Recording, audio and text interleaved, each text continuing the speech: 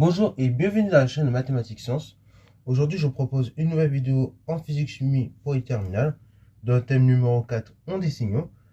Et donc, plus particulièrement, ici, nous allons parler de lunettes astronomiques. Alors, concernant la lunette astronomique, déjà, à quoi ça sert?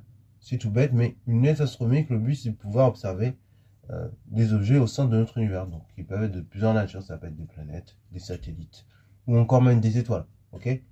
Et ce qui est top avec une lunette astronomique, c'est que vraiment on peut voir quand même une variété d'objets divers et variés. Et parfois même des objets que vous voyez avec votre œil comme un seul objet, en réalité, il s'y cache plein d'objets. Okay, et ça, c'est vraiment le big intérêt de la lunette astronomique. Bon, vous dites, ok, c'est super, mais concrètement, comment on modélise ça, nous, en physique? Bon, en physique chimie en terminale, on va pas se casser la tête, même si le jour où vous avez fait TP, vous avez dû vous dire, mais je comprends rien, comment c'est possible. Parce que le jour où vous avez fait TP, pour modéliser une lunette astronomique, vous avez dû utiliser 4 lentilles. En réalité, nous, on va jamais faire ça en exo. En exo, on simplifie le montage. C'est-à-dire que, grosso modo, on dit que une lunette astronomique, c'est 2 lentilles. Il y en a une, donc une lentille L1 et une lentille L2. La lentille L1 de mon schéma, ça correspond à ce que j'appelle l'objectif, et la lentille L2 de mon schéma, ça correspond à ce qu'on appelle l'oculaire. Ok? Et entre les deux, du coup, on a un axe optique qui permet de pouvoir, en quelque sorte, voir le sens de la lumière. Et on va se passer dans un cadre un petit peu particulier. Ici, on va dire que la lunette astronomique qu'on va utiliser, c'est un système afocal. Qu'est-ce que c'est qu'un système afocal? En fait, un système afocal, c'est tout simplement un système qui, d'un objet situé à l'infini, va vous renvoyer une image à l'infini. Ok? Donc ça va être un peu l'idée de ce chapitre, et ça va avoir diverses conséquences. Une des conséquences que ça va avoir, c'est que du coup, en fin de compte, la position du foyer image de votre objectif va être la même position que la position du foyer objet de votre oculaire. Ok? Ça, ça va être vraiment la conséquence fondamentale du fait que le cadre qu'on utilise pour modéliser une lunette astronomique en cours de physique-chimie, c'est un système diafocal. Mais du coup, une question tout simplement qu'on peut se poser, c'est comment en fait les rayons font leur vie au sein de la lunette astronomique. Et pour cela, je vais essayer de vous faire un petit schéma pour que vous puissiez visualiser un peu ce qui se passe. Donc, là, on a notre axe optique. Je vais vous tracer quelque part la lentille L1. Donc, il modélise ici l'objectif. Et je vais vous tracer la lentille L2 qui va modéliser l'oculaire.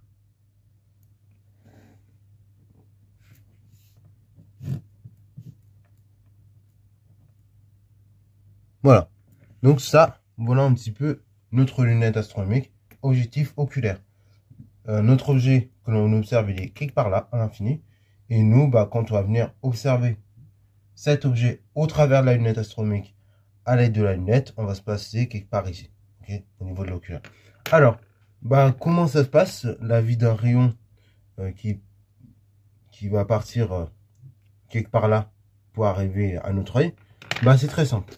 Alors, ce que je vais faire pour que ce soit bien précis, on va placer les foyers. Comme ça, on n'aura pas de problème. Donc, on va dire, il est là. Là, on va dire, il est quelque part là. Donc là, ici, ce que j'ai placé à gauche, c'est le foyer objet de notre lentille L2. Ok. Donc, F2. Et à droite, j'ai placé le foyer image de mon oculaire. En fait, comme je vous disais, comme on est dans le cas d'un système afocal, ici, le foyer objet de ma lentille L2, c'est le foyer image de ma lentille L1. Donc, c'est aussi égal à F1. Voilà. Et donc, comme je vous disais, c'est quoi la vie d'un rayon qui vient de l'infini et qui va un petit peu traverser tout le système optique? C'est très simple. Comme je vous le dis, le rayon, il vient de l'infini, donc il va faire un trajet comme ça. Hop. Et donc, il arrive au niveau de l'objectif avec un certain angle alpha. On va voir pourquoi ça va me servir. Après, ce rayon-là que je viens de tracer, lui, il n'est pas dévié. Ok, puisqu'il arrive pile au centre de la lentille là. Et il continue sa vie jusqu'à arriver au bord de la lentille L2. Ok. Ce qu'on fait, c'est que à ce niveau-là, on trace une image intermédiaire. Ok. Donc de cette manière-là, on part de ce point-là, donc du foyer image de la lentille à 1, et on va jusqu'au rayon que je viens de tracer précédemment. Ça va me servir d'image intermédiaire. Donc là, je vais appeler A1 par exemple. Ce point-là, ce qu'on va faire, c'est que on va tracer un rayon qui vient de ce point-là et qui ne sera pas dévié puisqu'il va passer par le centre de ma lentille. Celui-là, je vais le mettre en pointillé. Ok?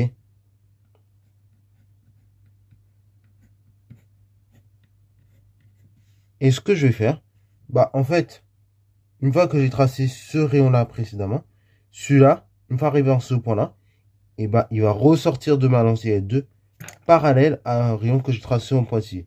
Donc là, je trace ça parallèle à ce rayon-là qui passe ici. Voilà, et donc ça me donne quelque chose comme ça.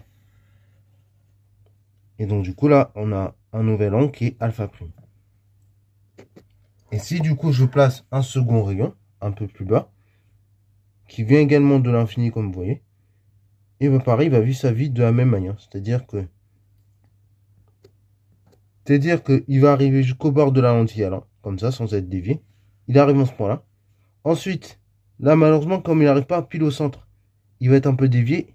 Il va passer par ce point-là. Donc, comme ceci, ça va me donner. Hop. Et après, pareil, on arrive, du coup, ce rayon-là, il arrive ici, jusqu'au bord de la lentille 2, et il va ressortir parallèlement à celui-là, qui est parallèle également à celui-là. Et donc là aussi, vous venez faire vos premières constructions de rayons qui proviennent de l'infini et qui ressortent au niveau de l'oculaire. Donc là, le faisceau qui est créé, ainsi, c'est celui que je vais vous mettre en bleu. Donc voilà, en bleu, je vous ai tracé les faisceaux lumineux et donc j'ai repassé les rayons que j'ai tracés précédemment en vert et en rose pour que vous puissiez visualiser.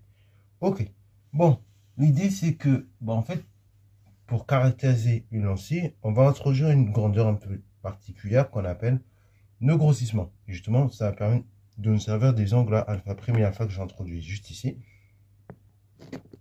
Et donc, par définition, le grossissement, c'est égal à la chose suivante.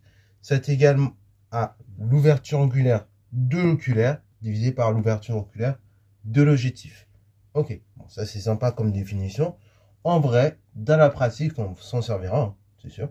Mais il y a une autre définition il y a une autre propriété qu'on va démontrer concernant le grossissement.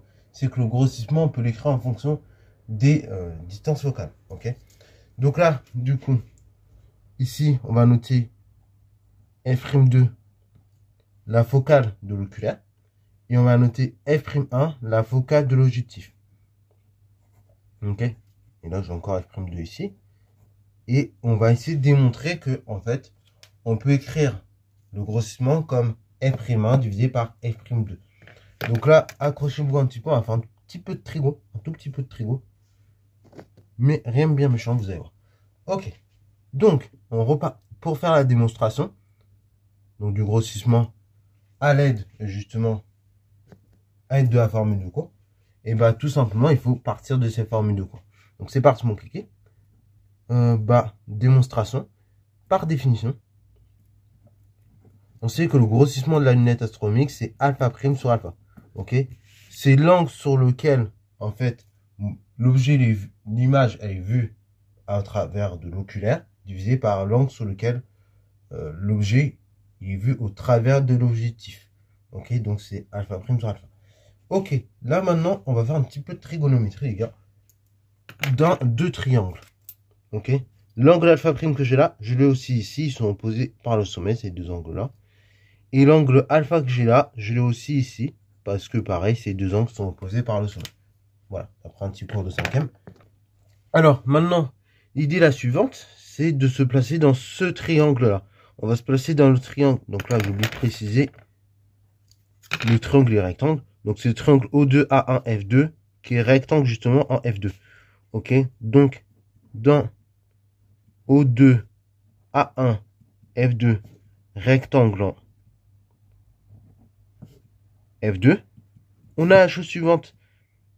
Et si on applique nos formules de trigo, et en fait, on peut servir de la tangente de l'angle alpha prime pour exprimer justement l'angle alpha prime en fonction de la distance focale f2 et de cette distance-là. Ok. Donc du coup, on va voir tout simplement dans ce triangle-là qui est rectangle, tangente de cet angle-là, de alpha prime, qui est égal au côté opposé à l'angle, donc ici F2A1, divisé par le côté adjacent à l'angle, c'est-à-dire A1O2. Mais A1O2, en fait, c'est exactement la distance focale. Donc du coup, on va voir la chose suivante, comme je l'ai dit, tangente de alpha prime égale la chose suivante, O2, non, j'ai dit F2A1, le côté opposé, divisé par la focale directement F'2. Ok. Donc là, si vous voulez, vous précisez, hein, car F'2, c'est exactement la longueur du côté adjacent, donc F2, O2. Pareil, on va faire le même raisonnement, mais cette fois-ci dans ce triangle-là qui est rectangle en F2. Dans le triangle O1, F2, A1, qui est rectangle lui-même en F2, on va pouvoir, pareil, utiliser la tangente de l'angle alpha, ce coup-ci, pour exprimer tout simplement l'angle alpha en fonction de ce côté-là qui est F'1 et du même côté qu'on avait utilisé tout à l'heure, c'est-à-dire F2A1. Et donc là, pareil, si on utilise nos formules de trigo habituelles, on dit que la tangente de cet angle-là, c'est le côté opposé à l'angle, donc ici F2A1, divisé par le côté adjacent à l'angle, c'est-à-dire directement F'1. Ok. Donc de même. Ok. Et donc là, on arrive effectivement à ce qu'il faut, ou du moins presque. C'est-à-dire qu'on a exprimé l'angle, enfin, on a été pour l'instant capable d'exprimer les tangentes de chacun des angles à l'aide des côtés opposés et des distances focales. Là maintenant, on va utiliser une petite approximation qui va tout le temps servir dans le cadre où on travaille sur des lunettes astronomiques. C'est qu'en fait, vu qu'on va quand même travailler des petits angles, l'approximation des petits angles, elle dit quoi? Elle dit que tangente de alpha, c'est exactement, enfin, c'est presque égal à alpha. Ok? Bon, vous verrez l'an prochain. Ce que je viens de dire là, ça s'appelle un développement limité. Et vous verrez que c'est vachement utile dès l'année prochaine pour simplifier beaucoup de formules. Et bon, on va s'en servir comme ça et on la mettra cette année. Mais l'an prochain, vous les manipulerez de manière plus autonome pour simplifier beaucoup de formules de physique très compliquées. Donc là, on va se passer justement dans ce cadre-là. Or, d'après l'approximation des petits angles, on peut écrire la chose suivante.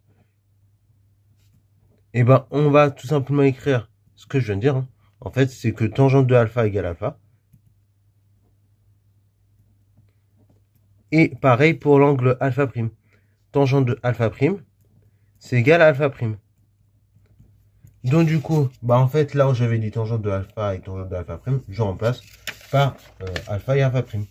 Donc, on va avoir alpha qui est égal à la chose suivante. Donc j'avais mis F2 à 1 divisé par F'1 et alpha prime, c'était égal pareil F2 à 1 divisé par F'2. Ok, maintenant on va servir des définitions des grossissements. Or, on avait dit par définition c'était alpha prime sur alpha. Alpha prime, je remplace par sa valeur, c'est ça. C'est F2 à 1 divisé par F2 prime, la focale de la lentille 2, ok, qui est l'oculaire, divisé, et ça, tout ça, je divise par alpha. Donc ici, c'est F2 à 1 sur F'1. Ok, bon, ce qui est cool, c'est que dans la vue, on peut simplifier les F2 à 1 à chaque fois, ils se répètent.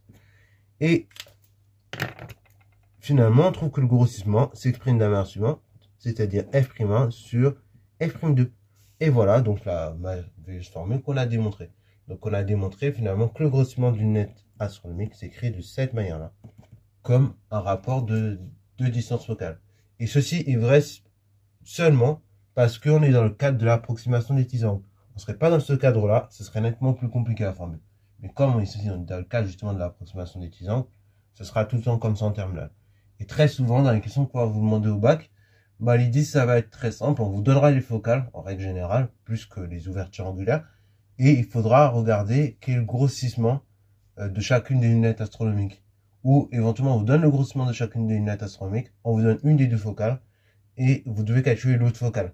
Ou encore pire, on vous donne le grossissement, on vous donne les deux focales, et il faut vous débrouiller pour trouver l'ouverture angulaire au niveau de l'oculaire. Donc, au niveau de l'oculaire, bah, c'est s'il y avait la lunette astronomique.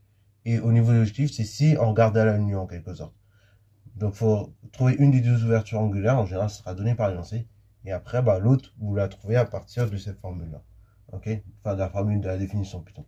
Ok? Bon, allez, voilà. Donc, j'espère que cette vidéo t'a plu, que ça a été assez clair pour toi. S'il y a des questions, n'hésite surtout pas à nous poser en commentaire. Et puis, sur ce, ciao, ciao.